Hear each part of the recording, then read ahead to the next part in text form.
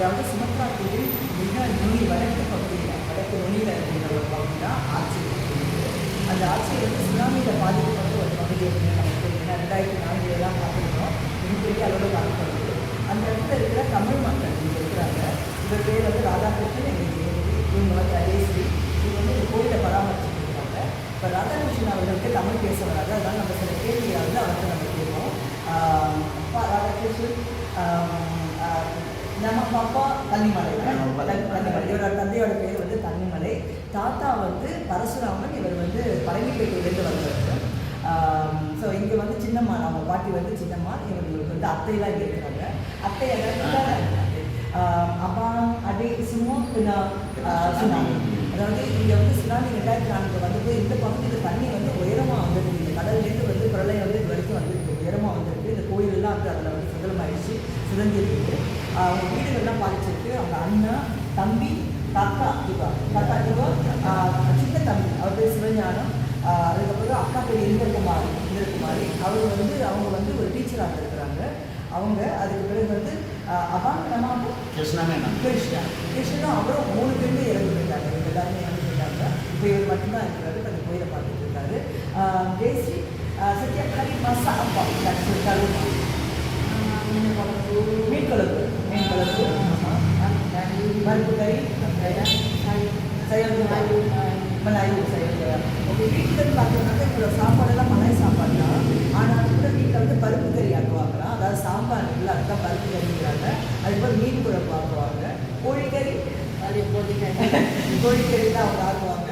அப்போ இங்கே இருக்கிற சாப்பாடெல்லாம் இங்கே வந்து செய்வாங்க. பங்குனி உத்திரம் ஃபெஸ்டிவல் பழனி இங்கே வந்து பங்குனி உத்திரம் தான் இங்கே வந்து மிக மிக முக்கியமான ஒரு ஃபெஸ்டிவலாக இங்கே இருக்குது அப்படின்னும் அவங்க சொல்கிறாங்க. அதாவது மேடானுக்கு போய் டொனேஷன்லாம் வாங்கிட்டு வந்து தான் இங்கே வந்து இந்த கோயிலில் வந்து திருவிழா செய்வாங்க. நமக்கெல்லாம் தெரியும், முருகன் கோயில்னாக்க வந்து தைப்பூசம் ரொம்ப பெருமையாக இருக்குது. ஆனால் இங்கே வந்து தைப்பூசம் பெருசாக இல்லை, இங்கே வந்து பங்குனி உத்திரம் தான். ஏன்னா தைப்பூசம் வந்து மேடானில் செய்வாங்க, ஏன்னா மக்கள் பரவி இருக்கிறாங்க இல்லை, அதனால் இது கொஞ்சம் ஃபேமிலி தான் இருக்காங்க. ஏன்னா இந்த ஆட்சியில் வந்து இந்த சுனாமி வந்தபோது ஏறக்குறைய 1,00,000 பேருக்கு மேலே வந்து கடலில் வந்து அடித்து கொண்டு செல்லப்பட்டு இறந்து போனாங்க. அந்த வகையில் இவர் குடும்பத்தார் நிறைய பேர் எல்லாருமே சொந்தக்காரங்களும் இறந்து போயிட்டாங்க. அதுக்கு பிறகு சில பேர் மேடானுக்கு போயிட்டாங்களா. அதனால் இப்போ அங்கே தங்கி இருக்கிறது சில ஃபேமிலிஸ் மட்டும் தான் இருக்கிறாங்க. Actually, datang juga orang datang. Nanti Melayu mahasiswa universitas, universitas IAIN agama tidak selalu masalah. சில பேர் பலாச்சாரத்தில் வந்து இவருக்கு இது என்ன மதம் அப்படிலாம் கேட்டு தெரிஞ்சுக்குவாங்க. ஆனால் பாலினிஸ் மக்கள், பாலியில் இருக்கிறாங்க இல்லையா, அவங்க வந்து இங்கே வந்து வழிபாடு செய்யறதுக்குலாம் இங்கே வந்து வராங்க அப்படிங்கிறது தெரியுது. Malaysia juga datang. Ada katanya kalau sama Bali kita bikin di sini nanti sembahyang Galungan, Kuningan, Saraswati. Sini, yang lain. Bali.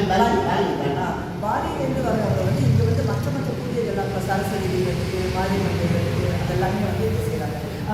Radhakrishnan கசித்து Mariamman Mariamman. இப்போ பார்த்தீங்கன்னா நமக்கு எல்லாருமே தெரியும், அதாவது தமிழ் மக்கள் எங்கெல்லாம் புலம்பெயர்ந்தாங்களோ அந்த கோயில் அவங்க எல்லாமே நமக்கு மாரியம்மன் இருக்கிறது நம்ம பார்ப்போம்.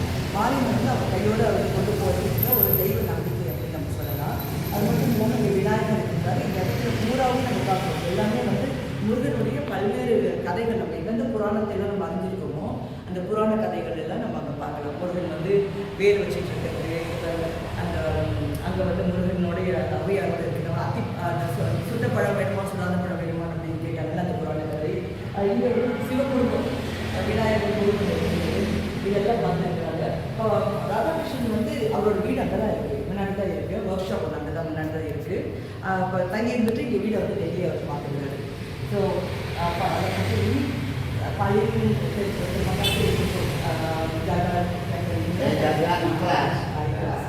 அவர் சொல்றாரு, மனசார வந்து இந்த கோயிலை வந்து அவர் வந்து பார்த்துக்கிறேன் அப்படின்னு அவர் சொல்றாரு.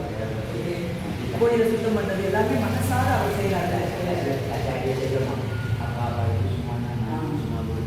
அதாவது நமக்கு வந்து இந்த கோயில் வந்து ஒரு அடையாளம், அதாவது தமிழர்களுடைய ஒரு அடையாளமாக இன்னைக்கு இருக்கு இந்த கோயில்.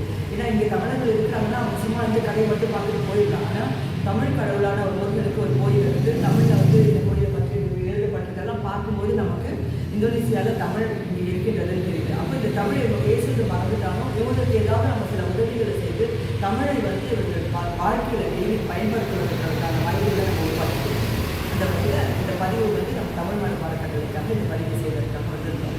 இவர்களுக்கு நமது நன்றியை நாம் தெரிவிக்கிறோம்.